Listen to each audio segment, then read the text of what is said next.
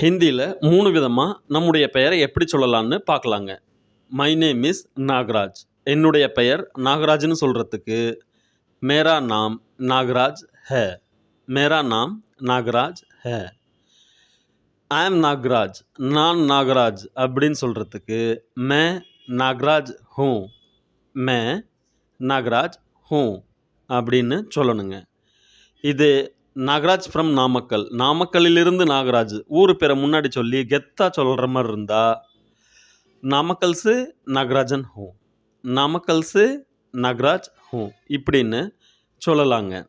மேரா என்பது என்னுடைய என்று பொருள் வரும். ஹே என்பது இருக்கிறேன் அப்படின்னு பொருள் வருங்க. சேர்த்து சொன்னால் மேரா நாம் நாகராஜ் ஹே. நான் நாகராஜ் அப்படின்னு சொல்லணுங்க.